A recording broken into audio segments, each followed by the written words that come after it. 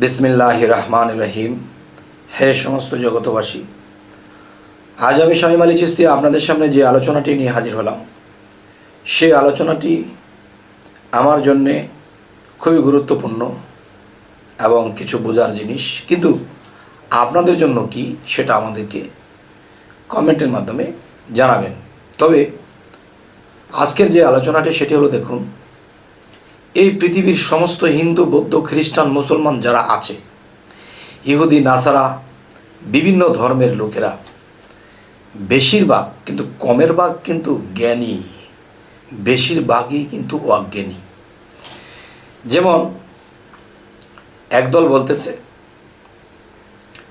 যে হিন্দু ধর্মের মধ্যে যারা আছে তারা বলতেছে কি, আমরা যদি পাপিষ্ট কাজ করি তাহলে আমাদেরকে নরকে দেওয়া হবে। আর মুসলমানদের মধ্যে তারা বলতেছে আমরা পাপ করলে আমাদেরকে দোজখে দেওয়া হবে। তাহলে তারা পাপ করলে নরকে দেওয়া হবে, আর মুসলমান পাপ করলে দোজখে দেওয়া হবে। দোজখ এবং নরক পার্থক্য কি? নরক কি? আগুন আছে, অশান্তির আগুন আছে। দোজখে কি? অশান্তির আগুন আছে। তাহলে আমি সৌদি আরব থেকে একটা ডিএসএলআর এনেছি, সেটি টিপ দিয়ে আগুন জ্বালিয়েছি, আমার চুলায় ভাত হয়েছে। বাংলাদেশের একটা ডিএসএলআর থেকে আমি আগুন জ্বালিয়েছি, আমার চুলায় ভাত হয়েছে। তো আমি আমেরিকা থেকে সেই ডিএসএলআরটা আনছি। আমেরিকার মানুষ তো খ্রিস্টান, এখন সে আগুন দিয়ে আমার ভাত হয়ে গেছে।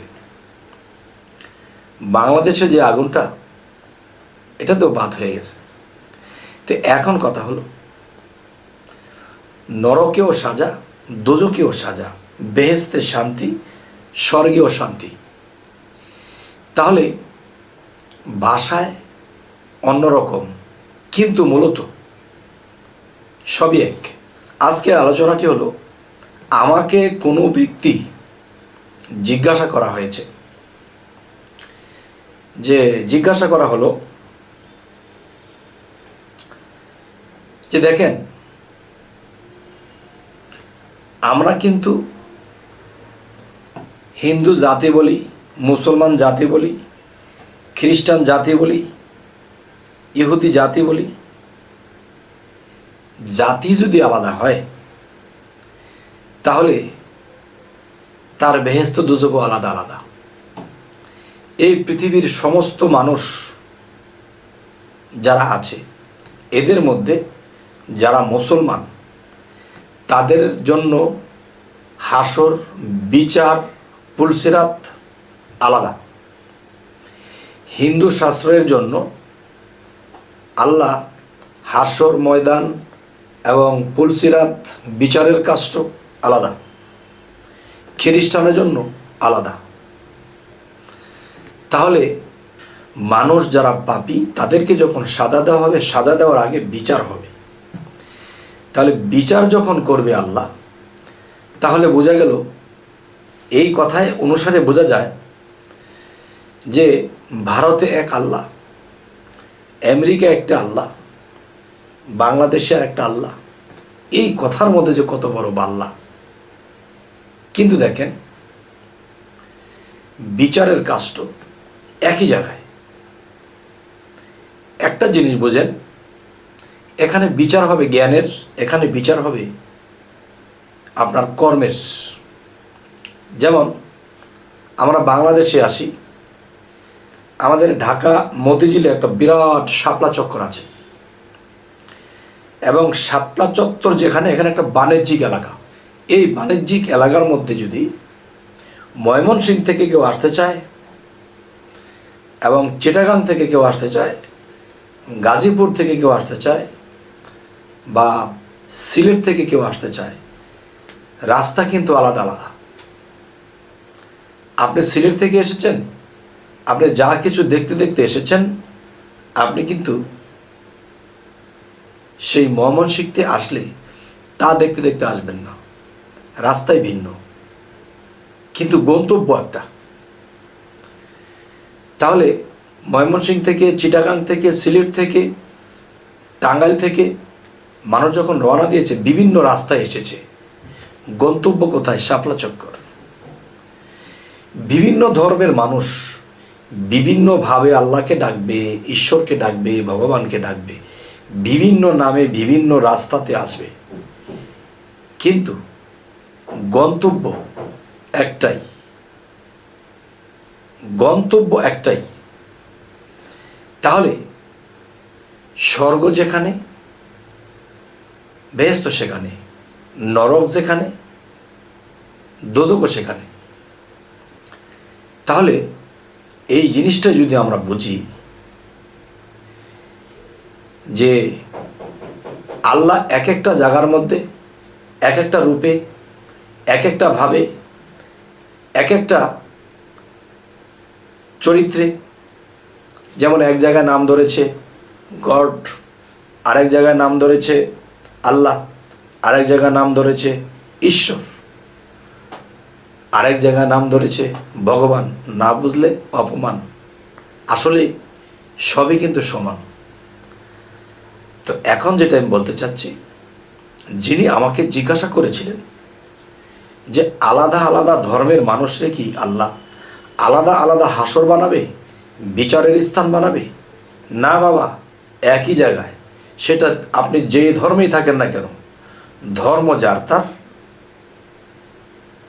আল্লাহ কিন্তু সবার। ধর্ম যার তার, ঈশ্বর কিন্তু সবার।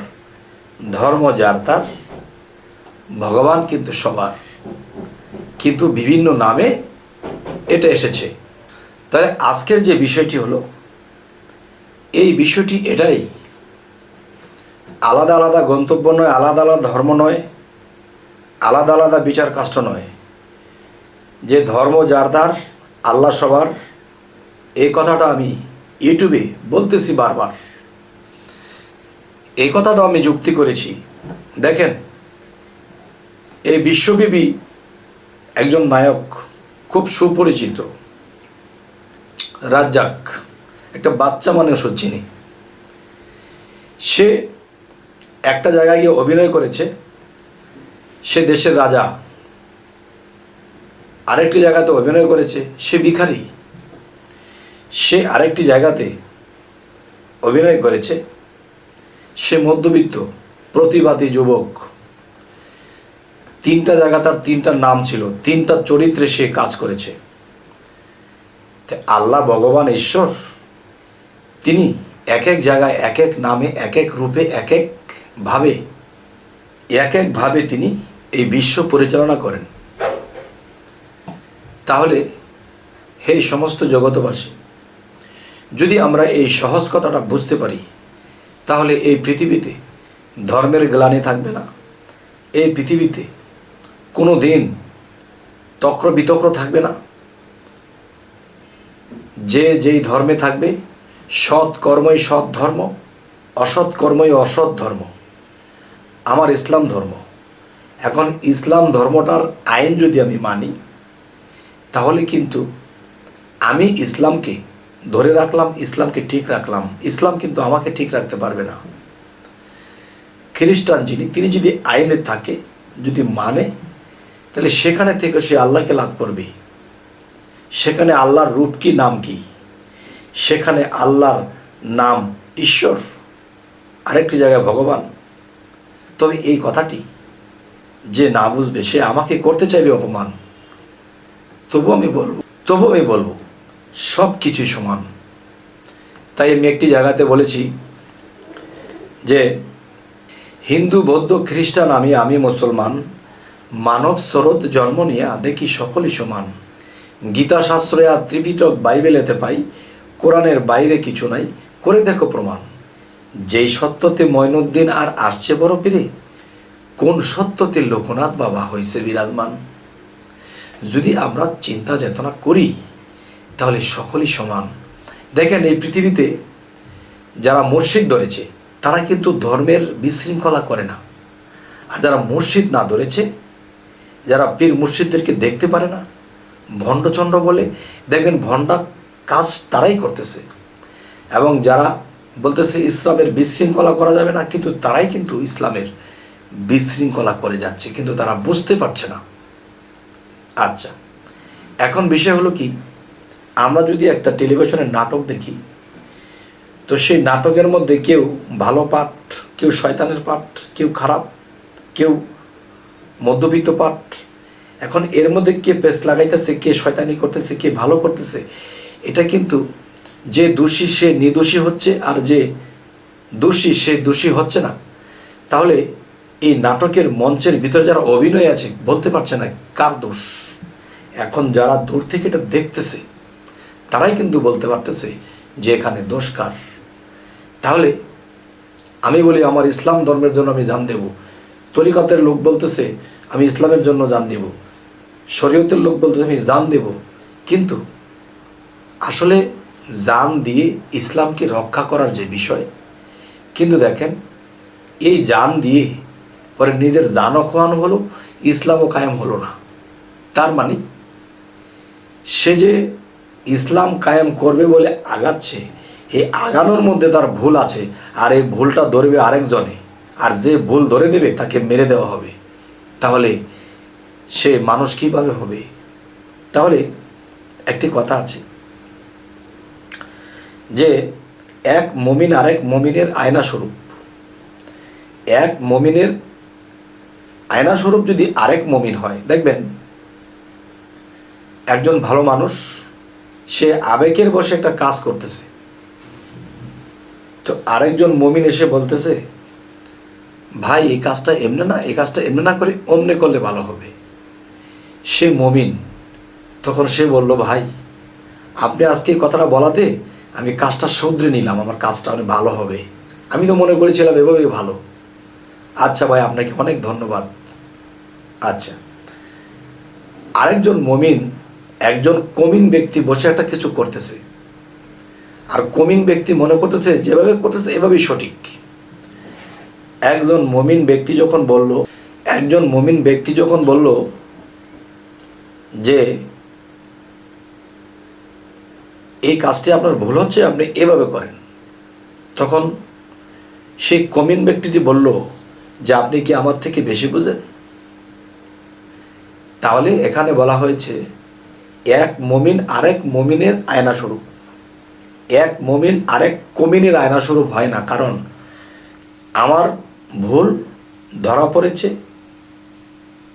তার কাছে আমি আয়না হয়েছি। আর আয়না তখনই হবো সে যদি মুমিন হয়। তাহলে কমিন ব্যক্তি কিন্তু তার জন্যে একজন মুমিন আয়না নয়। আর যদি সে মুমিন ব্যক্তি যদি কমিনকে কিছু বলে, তাহলে সে বলবে নিজের রাস্তা মাপো, তুমি কি আমার থেকে বেশি বোঝো? তাহলে বোঝা গেল সে মুমিন নয়, কমিন। তাই আমি বলবো হে সমস্ত জগতবাসী, যে ধর্ম যার তার, আল্লাহ যদি হয় সবার, তাহলে বিচারও একই জায়গায় হবে, আর সেখানে মানুষ আত্মারূপে আসবে। পৃথিবীতে যে রূপে আছে, এই রূপে পৃথিবীতে মানুষ যে রূপে আসা যাওয়া করছে, সেখানে আত্মরূপে উঠবে। তো আত্মা কিন্তু বাতাসে ভাসমান, সে কিন্তু মাটিতে থাকতে হয় না, দেহটা খালি মাটির উপরে থাকে। তাহলে সমগ্র ধর্মের মানুষ একই জায়গাতে আল্লাহ বিচার করবেন। কোরআন খুলবেন, হাদিস খুলবেন, ইঞ্জিল খুলবেন, গীতা খুলবেন, ত্রিপিটক খুলবেন, বাইবেল খুলবেন, কোনো জায়গায় পাবেন না যে আল্লাহ এমন কথা বলে নাই যে এক এক ধর্মের লোকের জন্য বিচারের কাজটা আলাদা করা হয়েছে। একই জায়গায় বিচার হবে। আজকে এতটুকুই আমার কথার মূল, যিনি আমার কাছে এই কথাটি জানতে চেয়েছেন। আচ্ছা, তো আমাদের চ্যানেলটা যদি আপনাদের ভালো লাগে তো অবশ্যই সাবস্ক্রাইব করে নেবেন, পরবর্তীতে যেন ভালো আলোচনা এনে দিতে পারি। তো সকলেই ভালো থাকবেন। আল্লাহ হাফিজ।